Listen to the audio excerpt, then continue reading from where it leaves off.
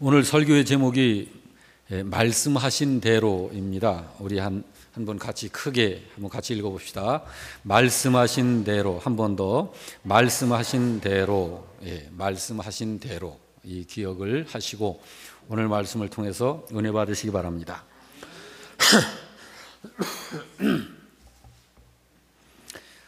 오늘 우리들이 자주 좀 이런 생각을 해봤으면 좋겠어요.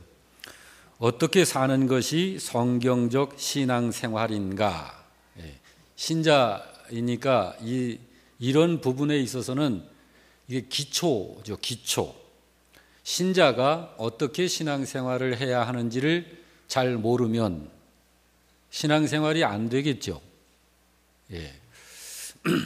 어떻게 사는 것이 성경적 신앙생활인가?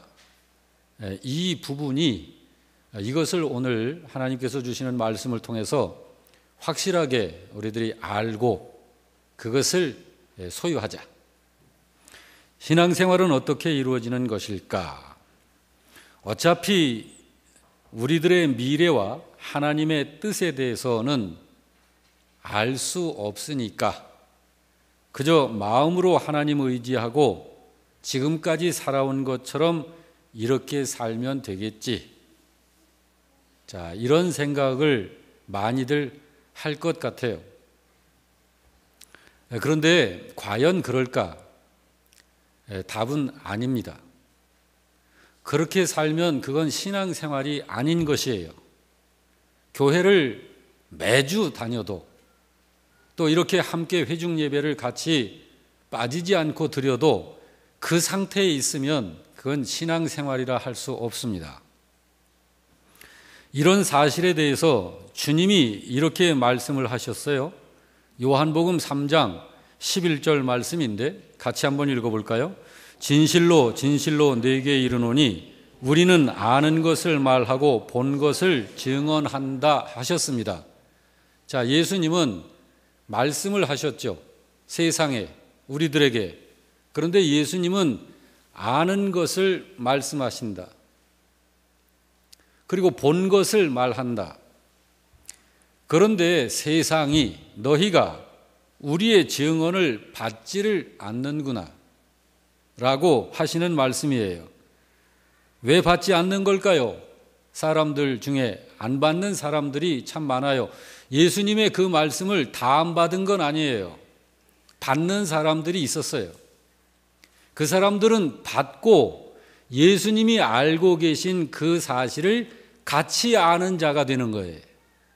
그런데 많은 사람들이 받지를 않아요. 왜 받지 않는 걸까요? 그것은 사람 안에 있는 죄성이 받지 않는 거예요. 그것을. 그리고 그 절대적인 사실을 드러내어 알리고 있는 그분 예수를 신뢰하지를 않기 때문에 그분이 하시는 말씀들을 안 받는 거예요. 여러분, 예수님은 하나님이십니다. 예수님은 하나님의 아들이세요. 예수님은 천지를 지으시고 하늘과 땅 가운데 있는 만물을 전부 지으신 창조자십니다. 그분만이 죄인을 구원받게 하시는 유일한 구세주이십니다. 믿으시면 아멘 하시기 바랍니다. 그분께서 하신 말씀, 세상에게. 그런데 이 그분께서 하시는 이 말씀을 받지를 않아. 여러분, 하나님께서 어떤 일을 하실 때에는 거기에 대한 하나님의 원칙이 있습니다. 그 원칙을 하나님은 구약 아모스 선지자를 통해서 이렇게 증거하셨죠. 아모스 3장 17절 말씀에 다 같이 읽습니다. 여호와께서는 자기의 비밀을 그 종 선지자들에게 보이지 아니하시고는 결코 행하심이 없으시리라. 이것이 하나님의 원칙입니다. 이 원칙에 의해서 예수님께서 하신 모든 말씀은 전부가 다 사실입니다. 그뿐만 아니라 모든 것을 아시는 그 예수님께서 말씀하신 내용들은 세상 사람들에게 절대적으로 필요한 내용이기 때문에 말씀해 주시는 거예요. 그렇습니다. 하나님께서 그런 사실을 알게 하시는 것은 이 원칙은 아담에서부터 주님 재림하실 때까지의 모든 사람들에게 하나님께서 두신 하나님의 원칙이에요. 그렇기 때문에 신자가 맞다고 한다면 누구나 확신하는 믿음을 가질 수 있어야 합니다. 확신하는 믿음 가운데 서야 그것이 정상이에요. 신자이면서 확신을 못한다. 그것은 신앙하지 않는 것이에요. 신자가 맞다면 누구나 틀림없이 확신 중에 설 수 있는 것입니다. 하나님의 이 원칙은 아담에게도 그러했고 노아에게도 그러했고 역대 위대한 성경의 모든 인물들에게 다 그러했습니다. 그리고 오늘 저와 여러분에게도 그 원칙을 하나님은 그대로 적용하시는 거예요. 믿으시기 바랍니다. 그러므로 당연히 오늘 여기 본문에 등장하는 아브라함과 사라도 예외가 아니어서 하나님의 그 원칙이 적용되는 거예요. 그래서 오늘은 아브라함과 그 아내 사라에게 그 사실이 어떻게 적용되었는지를 살펴보면서 우리 모두도 확신하는 믿음 위에 든든히 서고 또 알고 사는 신자가 되기를 바라는 것입니다. 그것이 정상이니까요. 신자이면서 확신하지 못하고 또 확신함 가운데서 알고 사는 이런 신앙생활이 안 되는 것은 그건 불신 상태에 있는 것 그 자체입니다.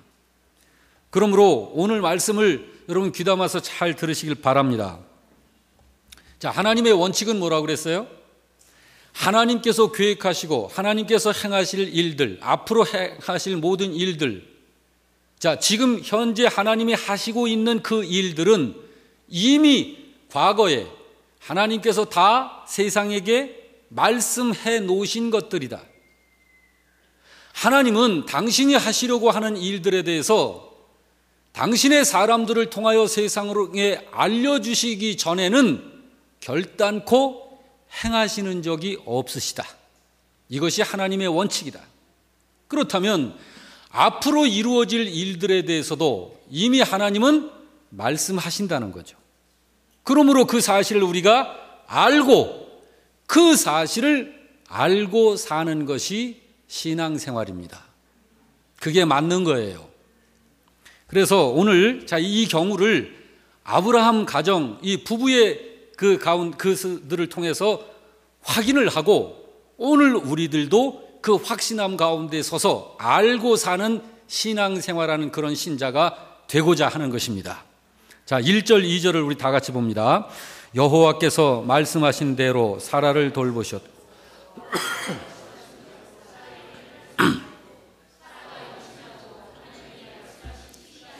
노년의 아브라함에게 아들을 낳았다. 하나님이 사라를 돌보시고 사라에게 행하셨다 그러죠. 그래서 사라한테 어떤 일이 있었다고 그래요? 사라가 임신을 했고 아기를 낳은 것이다 라고 그러죠.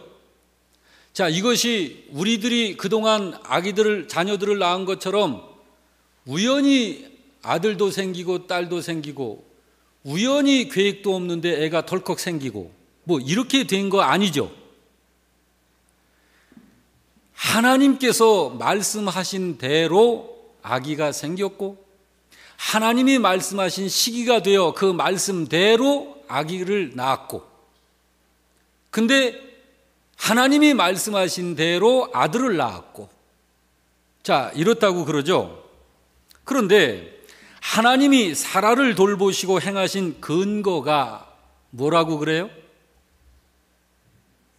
하나님이 사라를 돌보시고 그리고 사라에게 행하셨다. 그렇게 그 근거가 뭐라고 그래요? 그렇죠. 하나님께서 말씀하신 대로라고 그러죠. 그렇습니다. 하나님의 신자와의 관계가 그런 거예요.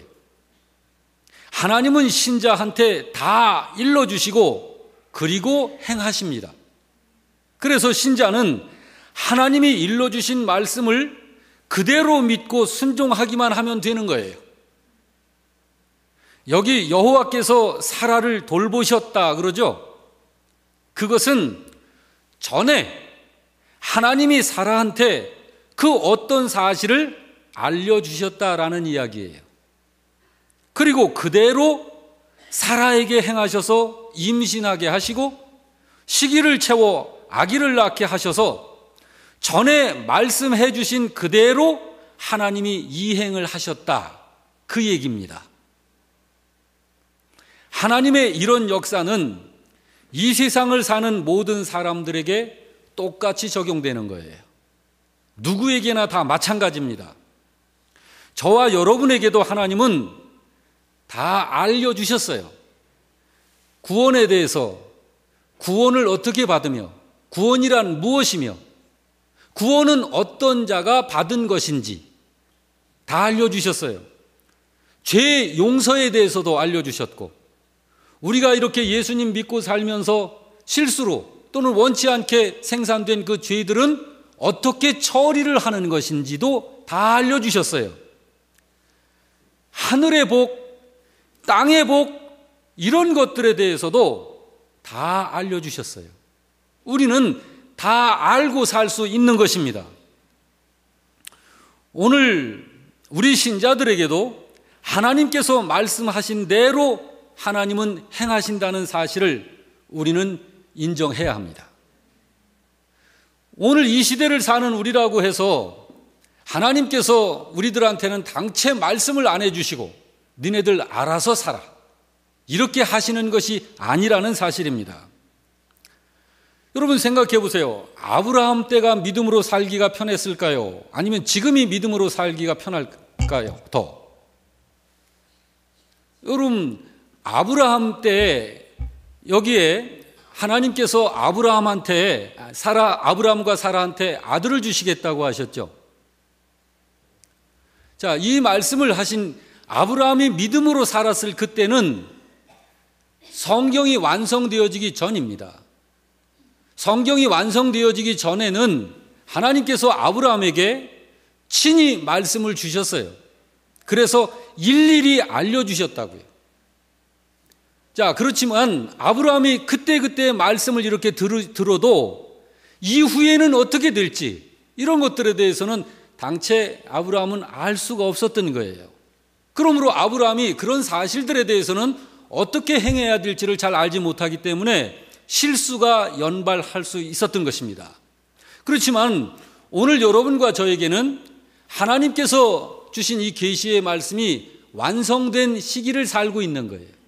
그러면 우리는 아브라함이 알지 못했던 모든 것들까지 다 알고 사는 이런 시대의 신자가 되어 있는 것입니다.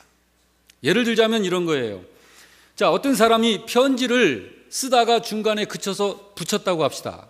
그럼 받아보는 사람이 쓰다만 편지를 읽으면 이게 무엇을 얘기하는 건지 알 수가 없죠. 그렇지만 여러분, 완성된 편지를 받아본 사람은 이 편지 쓴 사람의 의도와 의지와 여기에 내가 어떻게 반응해야 할 것을 정확하게 알 수 있는 거예요. 그런 것과 같습니다. 여러분, 우리가 하나님께서 일하시는 이 원칙 한 가지만 분명하게 깨달아도 우리들의 삶에서 많은 것들은 그냥 해결이 되는 거예요. 우리들이 고민할 필요가 없는 거예요. 여러분, 하나님이 일하시는 원칙은 항상 사람의 눈높이에 맞춰서 하나님이 우리들에게 익히 다 알려주시고 그리고서 행하신다는 사실, 이것이 하나님의 원칙입니다. 이 사실을 여러분 믿음으로 받으시길 바랍니다. 자, 이제 이 사실이 있는데 이 아브라함의 가정을 통해서 이런 부분들을 우리들이 확인하고 하나님이 이렇게 일하시는구나 라는 것을 우리들이 알고 신앙생활을 하자 이 말이에요. 자, 이제 3절 4절도 다 같이 봅니다. 아브라함이 그에게 나타난 아들 곧 사라가 자기에게 낳은 아들을 이름하여 이삭이라 하였고 그 아들 이삭이 낳은 지 8일 만에 그가 하나님이 명령하신 대로 할례를 행하였더라 라고 하죠. 여기 아브라함과 사라가 그 낳은 아들의 이름을 이삭이라 짓고 8일 만에 할례를 행했다 그러죠. 아브라함이 왜 이렇게 했다고 그래요? 그렇죠. 하나님이 그렇게 하라고 명령하셨기 때문에 아브라함이 이렇게 한 거예요. 그런데 여기 보면 할례를 8일 만에 행해라라고 하는 걸 아브라함한테 이야기했나요? 여기서는 없어요. 그렇죠? 근데 아브라함이 어떻게 해서 8일 만에 할례를 행했을까요? 왜? 이것은 아브라함 이전에 하나님께서 내 백성은, 나의 택한 자들은 아기가 태어나면 8일 만에 할례를 행해야 하느니라 라고 미리 일러주셨어요. 그것 그대로 아브라함이 행한 거예요. 자, 그러면 신자는, 자, 이때 유대인들은 아기가 태어나면 그렇게 했다고요. 그건 보편적인 게 모든 아기들은 다 그렇게 해야 해요. 그것이 내가 하나님을 섬기고 하나님의 말씀에 순종하는 사람입니다라고 하는 삶의 증거인 거예요. 그런데 여길 보니까 이름을 이삭이라고 짓죠. 그러면 너 이 아기를 낳으면 이삭이라고 지어라라고 하나님이 익히 말씀해 주셨나요? 그건 아브라함 그 개인에게 개인적인 일이잖아요. 할례를 행하는 것처럼 내 백성은 태어나면 다 이름을 이삭이라 지어라, 그렇게 이야기를 안 했잖아요. 그러면 이삭이라고 이름 지어야 하는 아기는 아브라함의 이 아기 하나뿐인데 아브라함이 아들을 이삭이라고 이름 지은 이유가 있어요. 하나님이 말씀을 해 주셨기 때문입니다. 그것을 창세기 17장 9절 말씀을 다 같이, 19절 말씀을 다 같이 읽습니다. 하나님이 이르시되 아니라 내 아내 사라가 내게 아들을 낳으리니 내가 그와 내 언약을 세우리니 그의 후손에게 영원한 언약이 되리라. 이렇게 말씀을 해 주셨기 때문에 아브라함이 자기 아들을 낳았을 때 이삭이라고 당연히 지은 거예요. 그러면 여러분 생각해 보세요. 아브라함과 부인이 그 가정이 신앙생활을 한다, 하나님을 믿고 산다라고 할 때 이 신앙생활에 고민이 있을까요? 고민할 필요가 없는 거예요. 굉장히 신앙생활은 분명하고 단순한 거예요. 하나님이 말씀하신 대로 따라가면 되는 거예요. 신앙생활은 신자가 알아서 어떤 크고 위대한 역사를 이루어가지고 하나님 제가 이렇게 해냈습니다, 이렇게 하는 게 신앙생활이 아닌 것이에요. 신앙생활은 이미 신자와 함께 계신 하나님과 같이 있으면서 그분이 행하시는 대로 따라서 사는 거예요. 그게 신앙생활이에요. 그래서 그분이 하라 하신 것을 순종하여 행하고 그분이 하지 말라 하신 것은 안 하는 거예요. 그게 신앙생활이라고요. 얼마나 단순하고 편안합니까? 신앙생활을 그렇게 해야 영적으로 기쁨과 즐거움이 충만하게 되는 것입니다. 여기를 보십시오. 아브라함과 사라 부부가 하나님께서 말씀하신 대로 믿고 따르니 그들의 나이, 그들의 상황, 그들의 어떤 여건, 환경 이런 것과 상관없이 굉장히 복을 받아 누리면서 행복한 삶을 살아요. 여기 5절부터 7절을 한번 같이 볼까요?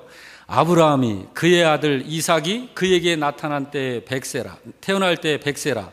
사라가 이르되 하나님이 나를 웃게 하시니 듣는 자가 다 나와 함께 웃으리로다.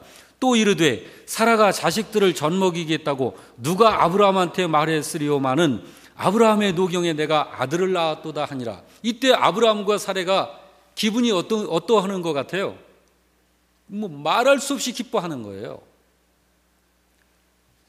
여러분, 이 광경을 보면서 어떤 느낌이 드시나요? 아, 신앙생활 굉장히 단순한 거구나. 그리고 굉장히 안정된 것이고 이것처럼 든든한 삶이 없구나. 이런 게 느껴지시나요? 그런 것이에요. 믿음 생활이라는 것은 마치 자녀가 부모님과 함께 하루를 같이 지내는 것하고 같아요. 아기가 부모님과 함께 있기만 하면 그 아기는 가장 안전한 것입니다. 그리고 가장 든든한 거예요. 그 아기는. 그리고 아기가 하고 싶어 하는, 아기가 할 수 있는 모든 것은 거의 다 할 수 있을 때가 부모님과 같이 있을 때입니다. 자기에게는 능력이 없어도 부모님과 같이 있으면 자기가 원하는 것을 부모를 통해서 얻을 수 있는 거예요. 웃음과 행복이 바로 거기에 있는 것입니다. 신자가 그렇게 살면 하나님의 진노라든지 하나님의 저주 같은 비극은 발생되지 않는 거예요. 그게 진정 부모와 함께 있는 자녀들의 복입니다. 예. 자, 그런데 이제 우리들이 언제든지 성경에 하나님께서 이렇게 기록해 놓으신 가정들은 그 가정들을 통해서 하나님이 주시는 모든 부분에 메시지가 있어요.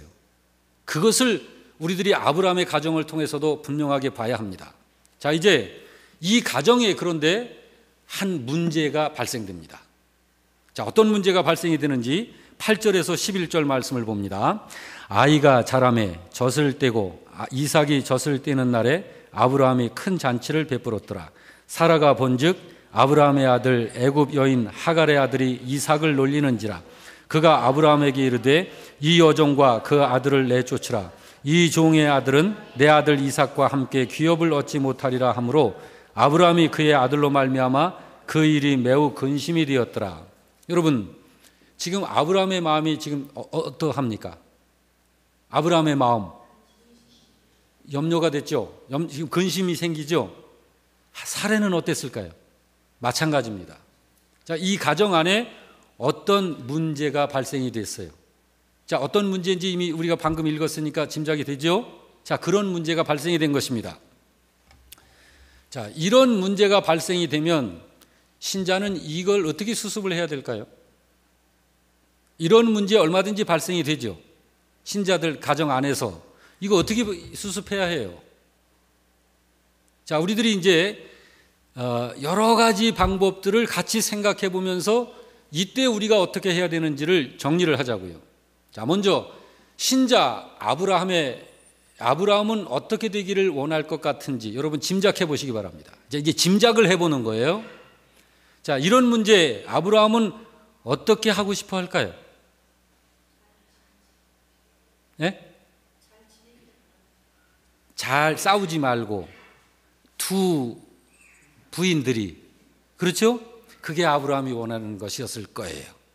그렇죠? 어차피 둘 다 내 부인이니까 싸우지 말고 한 집에서 사이좋게 언니 동생 하면서 지내자. 이게 아브라함이 원하는 것이에요. 그걸 이제 사라는 어떨까 한번 보자고요. 사례. 여러분이 내가 사례 입장이다, 사라 입장이다 그러면 어떨 것 같아요? 작은 부인 그저 동생 삼아 같이 데리고 한 집안에서 살면서 남편이 하루하루 작은 부인 방에, 오늘은 작은 부인하고 지내고 내일은 내 방에 들어오고, 자, 이거를 사례가 원할까요? 그거 원한다고 하는 분, 지금 병원 치료 받으셔야 해요. 사례는요, 입장이 분명해요. 저 하갈과 그 자식 내쫓으라는 거예요. 눈에 안 보이게 하라는 거예요.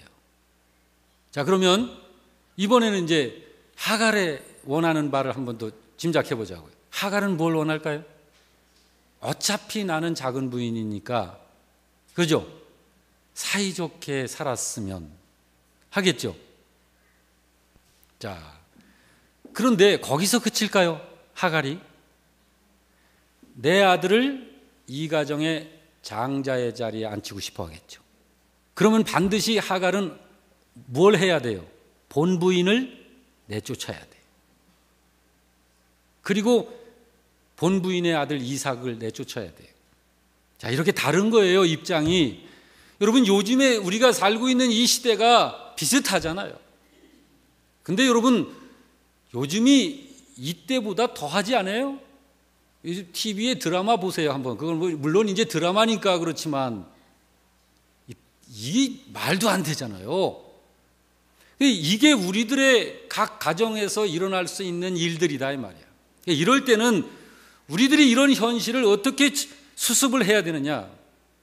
보통 이럴 때 신자들이 실수하기 쉬워요. 왜 그러냐면 신자라면 당연히 어떻게 해야 돼요? 고민해야 될까요? 아니요. 이 실수를 가지고 하나님 앞에 쪼로록 나와가지고 아버지 이거 어떻게 해야 되죠? 하고 아버지께 여쭤야 되는 거예요. 그런데 신자여도 대개는 어떻게 해요? 각자 바라는 바가 무엇인지를 들어보고 서로 의견 절충 조합을 해서 어떤 결정을 가장 합당하다고 내리고 그것이 최선이다 라고 결정을 하잖아요. 그러죠? 그게 신자들도 그렇게 산다고. 근데 그렇게 해서는 안 됩니다.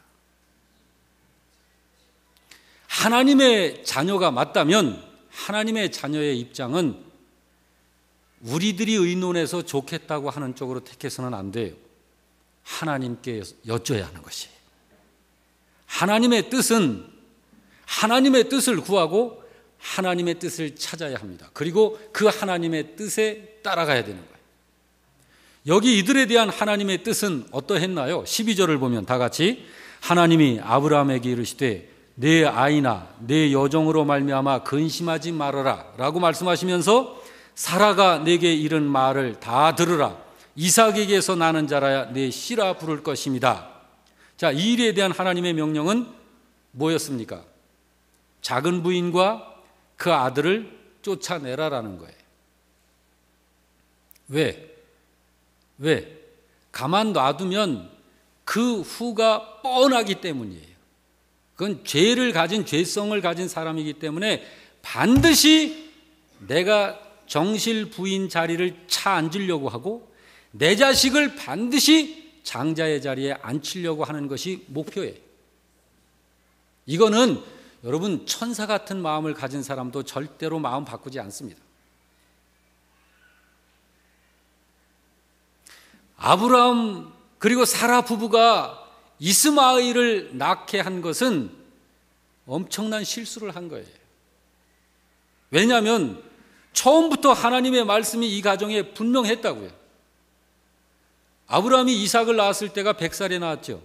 근데 하나님께서 내가 너한테 아들 줄 거야. 이걸 3번이나 반복해서 확인해 줬다고요. 처음에 언제 이야기해 줬죠? 75살 때. 여러분 우리 유한분 권사님이 그 정도 비슷한 연령이신데 유한분 권사님한테 내가 아들 줄게 라고 하면 여러분 어떻게 했어요? 아니 아들이 없어 부부가 여태. 그래가지고 정말 아들을 여태 바라면서 5, 60년을 부부로 이렇게 살아왔는데 아들 주겠다고 하니까 할렐루야 하지 않았겠어요? 그런데 1년 후에는 이제 아들을 안겠지 하고 기대감을 지냈는데 1년, 2년, 5년 가는데 아들이 없어. 그래가지고 10년이 지났어요. 아브라함의 나이 85세가 됐어요. 그러니까 사례가 뭐라고 그러냐면은 아브라함한테 우리 참 아기를 낳을 수 있겠어요? 하면서 마음이 흔들리니까 하나님이 천사를 보내서 다시 말씀하세요. 내가 너한테 아들 줄 거야. 그때 2번째 그 확인을 하나님께로부터 아브라함이 듣는다고요. 그런데도 그러고 나서 또 1년, 2년, 5년, 10년이 가는데도 아기가 없는 거예요. 그래가지고 두 부부가 합의를 해서 하갈을 통해서 아기를 낳은 것이 그 사이에 이스마엘을 낳은 거예요. 그리고 아브라함이 99살 됐을 때 오늘 본문 여기 이야기를 한 거예요. 내가 너에게 아들을 줄 것이다. 여러분 그러니까 아브라함과 사레 부부는 하나님께서 이 아들, 이 자손에 대한 이것을 분명하게 말씀을 해 주셨다고요. 그것도 2번, 3번, 4번 반복해서. 그것이 바로 창세기 12장서부터 쭉 열거되어지는 그것입니다. 그리고 오늘 본문 1절, 2절에 여호와께서 말씀하신 대로 사라를 돌보셨고 여호와께서 말씀하신 대로 사라에게 행하셨으므로 사라가 임신을 하고 이때가 90살이에요. 하나님이 말씀하신 시기가 되어서 노년의 아브라함에게 아들을 낳으니 라고 하신 것이 바로 그 결과입니다. 그러므로 여러분, 아브라함과 사라가 하나님의 약속의 말씀을 받고서도 자기들은 자식을 낳을 수 없다고 판단을 해서 여종을 통해서 자식을 낳게 된 이런 일은 하나님의 말씀에서 벗어난 실수이고 잘못입니다. 이거는 어떻게 합리화시킬 수가 없는 거예요. 그러므로 여러분, 아브라함 부부는 사실은 하갈을 작은 부인으로 삼지 말았어야 되는 거예요. 그런데 하갈을 통해서 이스마엘을 낳았죠. 그렇기 때문에 하나님께서 여기 10절을 분명히 말씀하신 거예요.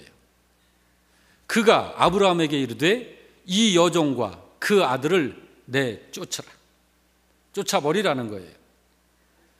이 종의 아들은 내 아들 이삭과 함께 기업을 얻지 못할 것이다. 자, 그러므로 여러분, 아브라함과 사라가 이 사실 앞에서 왜 이렇게 했을까요? 아브라함과 사라의 문제가 뭘까요? 무엇이 문제죠? 그들의 믿음이 문제죠. 하나님께서 주신 그 말씀을 분명히 하나님이 말씀을 주셨지만 그 말씀을 받았어요. 받았는데 75살, 10년이 지나 85살, 그리고 또 몇 년이 지나 분명히 하나님의 말씀은 분명한데 악인은 안 생겨.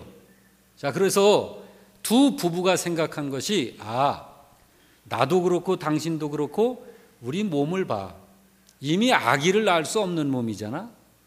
그 생각을 하고, 자, 그렇다면 꼭 우리 두 부부 사이에 낳는 자식만 자식일까? 저기 젊은 여자가 하갈이 있잖아. 하갈을 통해서 씨바지로 씨를 받고 걔를 우리 아들로 삼으면 되겠지. 이 생각을 하고 하갈을 받아들인 거예요. 그러면 여러분,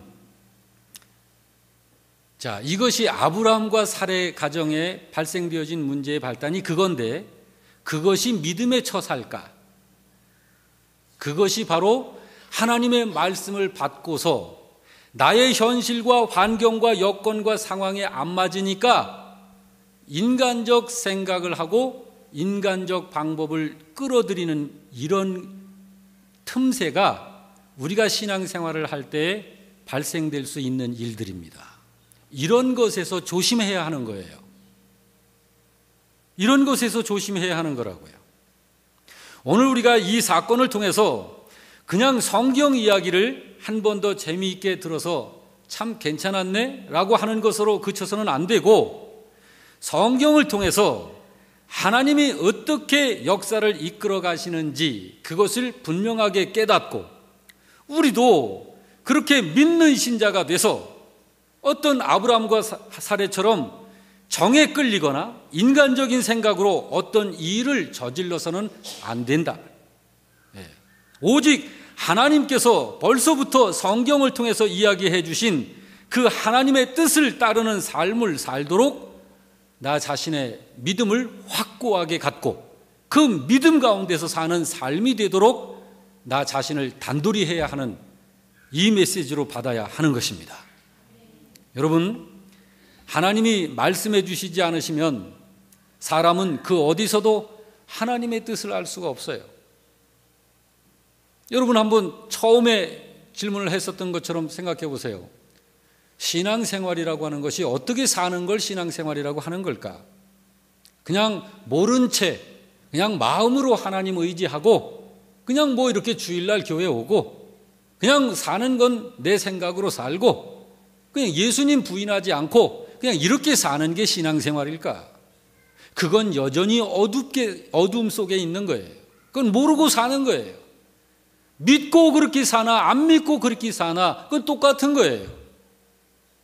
신앙생활이라고 하는 거는 예수님께서 세상에게 해주신 말씀, 하나님께서 세상에게 해주신 말씀, 완전하고 영원한 사실에 대해서 우리들에게 절대적으로 필요한 그러한 말씀이기 때문에 주신 그 말씀을 믿음으로 받아서 그 말씀에 나의 삶의 근거가 되고 나의 모든 것들을 결정하고 판단하는 근거로 삼아서 그 말씀을 조차 순종하고 사는 삶이 믿음의 삶이에요. 그것이 신앙생활인 것입니다. 세상은 이런 일에 대해서 전혀 알지를 못하는 거예요. 하늘과 땅이 왜 생겼는지도 모른다니까요. 지금도 첨단 이 과학의 시대에도 계속해서 우주가 어떻게 생겼는지를 지금도 그거를 알고 싶어서 과학을 계속 연구한다고요. 그러나 여러분, 하나님께 택함 받은 사람들은 이 사실들을 분명하게 알 수 있는 거예요. 그분께서 알려주시니까요. 하나님께서. 우리가 하나님을 믿는다고 하는 것은 하나님을 신뢰하고 그 하나님이 말씀하신 내용을 믿고 따르는 거예요. 여기 아브라함이 실수를 한 것은 하나님께서 말씀을 해주셨지만 자기의 나이와 부인의 나이가 너무 많다는 생각에서 인간적인 생각을 했기 때문에 실수하고 실족한 거예요. 그래서 발생된 것이 하갈을 부인으로 삼고 그 사이에서 이스마엘을 탄생시킨 거예요. 이 하나님의 계획에도 없는, 하나님의 뜻에도 없는, 하나님이 말씀해 주시지 아니하므로 행해서는 아니 되는 이런 일을 아브라함과 사라가 행함으로 인해서 그 일로 지금도 여러분 이스마엘의 후손인 중동의 아랍의 그 혈통들이 계속 이스라엘과 지금 끊임없는 피 흘림의 역사를 계속하고 있는 거예요.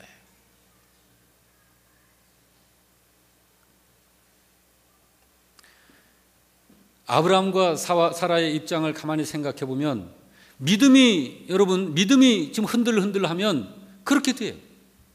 얼마든지. 생각해 보세요. 나이가 8, 90살이 됐는데 하나님은 아기 주겠다고 했지만 아기가 생기지 않는데 어떻게 해 이걸. 그러니까 그 자기들의 방법을 동원해 놓고 이걸 하나님 것이라고 하자라고 합리화시킬 수 있는 이런 일들을 할 수 있잖아요. 이것이 그렇게 가서는 그건 믿음으로 하는 것이 아니다. 그것은 하나님의 약속은 인간의 지혜로 볼 때는 이해할 수 없는 경우가 참 많습니다. 아브라함과 사라의 경우에 그 아기를 약속한 것도 그렇고 또 예수님 탄생 사건도 역시 마찬가지예요. 어떻게 처녀의 몸에서 아기가 생겨나고 태어난단 말입니까? 근데 이런 일들이 인간의 두뇌로 생각할 때 어찌 그런 일이 있을 수 있겠어. 그런 건 그러니까 하나님의 뜻이 아니지.